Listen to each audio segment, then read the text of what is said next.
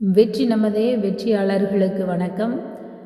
இன்றைக்கு நாம் பார்க்க இருக்கிறது, அதாவது 2025-26 கல்வி ஆண்டில் மேல்நிலை 1ஆம் ஆண்டு மற்றும் மேல்நிலை 2ஆம் ஆண்டு பாடத்திட்டத்தில் தமிழ் பாடத்தில் மட்டும் ஒரு சில மாற்றங்கள் வந்துள்ளது.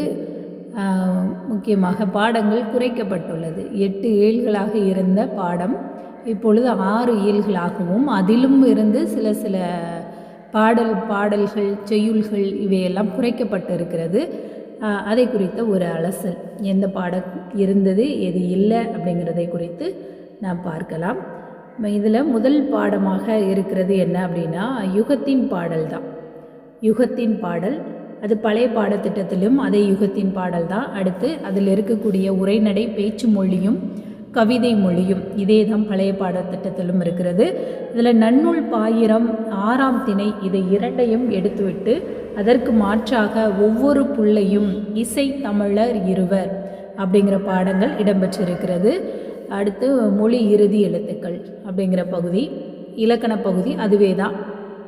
அடுத்து இயற்கை வேளாண்மை சுற்றுச்சூழல் 2வது பாடம், மாமழை போற்றுதும் அப்படிங்கிறதுல இயற்கை வேளாண்மை தான் முதல் பாடமாக இருந்தது. அடுத்ததாக ஏதிலி குருவிகள் காவியம் இது ரெண்டும் இல்லை.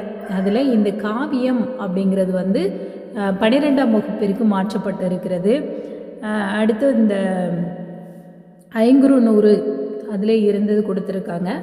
மனோன்மணியம் பின்னாடி நமக்கு 8வது இயலில் இடம்பெற்ற பகுதி இப்பொழுது 2வது இயலில் இடம்பெற்றிருக்கிறது. இதில் இருக்கக்கூடிய யானை டாக்டர் அப்படியே இருக்கிறது. புணர்ச்சி விதியும் அதே இலக்கணம் இடம்பெற்றிருக்கிறது. திருக்குறள் 3வது இயலில் கொடுக்கப்பட்ட திருக்குறள் இப்பொழுது 2வது இயலுக்கு மாற்றப்பட்டிருக்கிறது. அடுத்ததாக பண்பாடு பாடம், தலைப்பு பண்பாடு. அதில் பீடு பெற நில் அப்படிங்கிறது அதற்கு கொடுக்கப்பட்ட தலைப்பு. இதில் மலை இடப்பெயர்கள் ஓர் ஆய்வு இந்த பாடம் இடம்பெற்றிருக்கிறது. காவடி சிந்து, குறுந்தொகை இதெல்லாம் பழைய பாடத்தில் உள்ளது தான். இதில் இப்போது புறநானூறு இல்லை. பழைய பாடத்திட்டத்தில் புறநானூறு இருந்தது, இதில் புறநானூறு இல்லை. அடுத்து வாடிவாசல் பகுபத உறுப்புகள் இதில் பாடம் குறைக்கப்பட்டு இருக்கிறது. இந்த இயலிலிருந்து பாடம் குறைக்கப்பட்டு இருக்கிறது. 2வது இயல்லையுமே அதே மாதிரி தான். 2வது இயலில் பார்த்தோம் அப்படின்னா இதில் 2 செய்யுள் மட்டுமே இருக்கிறது.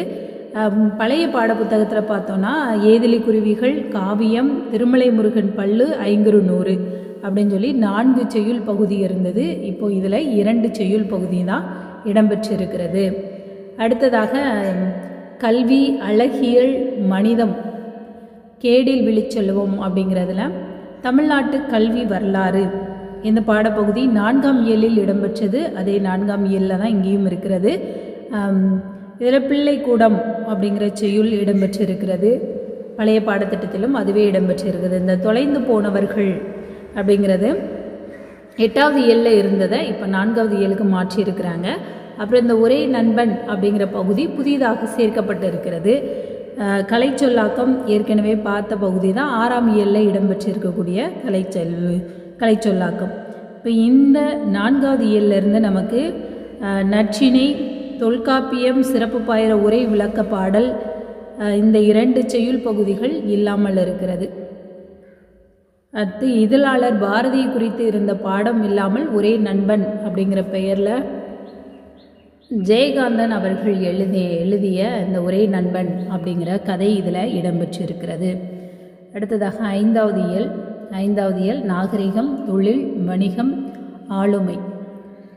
இந்த பகுதியில் நாளெல்லாம் வினை செய் அப்படிங்கிற பெயரில் கொடுத்துருக்குறாங்க. இதனுடைய பாட தலைப்புகள் என்னென்னா, 5ஆம் இயலில் பழைய பாடப்புத்தகத்தில் இருந்த அதே ஆனந்தரங்கர் நாட்குறிப்பு இடம்பெற்றிருக்கிறது. அடுத்ததாக சீராபுராணம், பதிற்று 10, செவ்வி ஆக்கப்பெயர்கள் இதெல்லாம் கொடுக்கப்பட்டிருக்கு. பழைய புக்கில் சீராபுராணம், அகநானூறு இது 2ம் இடம்பெற்றிருந்தது. இங்கே அகநானூறு இல்லாமல் பதிற்று 10 இல்லாமல் சீராபுராணமும் பதிற்று 10ம் இங்கே கொடுத்துருக்குறாங்க. பதிற்று 10 7வது இயலில் இடம்பெற்றிருந்த பகுதி. இங்கே இருந்த 5வது இயலில் இருந்த அகநானூரை எடுத்துட்டு பதிற்று 10 சேர்க்கப்பட்டு இருக்கிறது. செவ்வி அதே மாதிரி 8வது இயலில் இடம்பெற்ற பகுதி. ஆக்கப்பெயர்கள் அப்படிங்கிறது 7வது எல்லை இடம்பெற்ற இலக்கண பகுதி. இங்கே 5வது எல்லை இடம்பெற்று இருக்கிறது. அடுத்ததாக நாடு, அரசு, சமூகம், நிர்வாகம் குறித்து வையன் தலைமைக்குள், வைய தலைமைக்குள் அப்படிங்கிற பகுதி. இதில் காற்றில் கலந்த பேரோசை, ஜீவானந்தம் பற்றிய பாடம். அடுத்து புரட்சி கவி, அதிசய மலர், அயல் நாட்டவரின் அருந்தமிழ் பணி. இந்த அதிசய மலர் வினா அதிசய மலர் பாடப்பகுதி தமிழ்நதி அவர்கள் எழுதின அந்த பாடப்பகுதி 12ஆம் வகுப்பில் இடம்பெற்றிருந்தது. இது 12ஆம் வகுப்பில் இடம்பெற்றிருந்த பாடப்பகுதியை இங்கே நமக்கு 11ஆம் வகுப்பில் கொடுத்துருக்குறாங்க. 11ஆம் வகுப்பில் இருக்கக்கூடிய காவியம் 12ஆம் வகுப்புக்கு போயிருக்கு.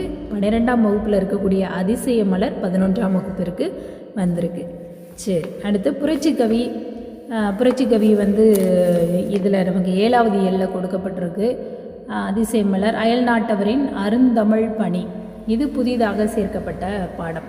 அயல் நாட்டவரின் அருந்தமிழ் பணி அப்படிங்கிறது புதிதாக சேர்க்கப்பட்ட பாடம். அடுத்து மெய்ப்பு திருத்த குறியீடுகள் கடந்த பாடத்தில் இருந்த ஒரு பகுதி தான். இதுதான் இந்த புதிய பகுதி. 12ஆம் வகுப்பும் இது சார்ந்த காணொளி போடப்பட்டுள்ளது. பார்க்கலாம் அப்படின்னா பார்த்துக்கோங்க.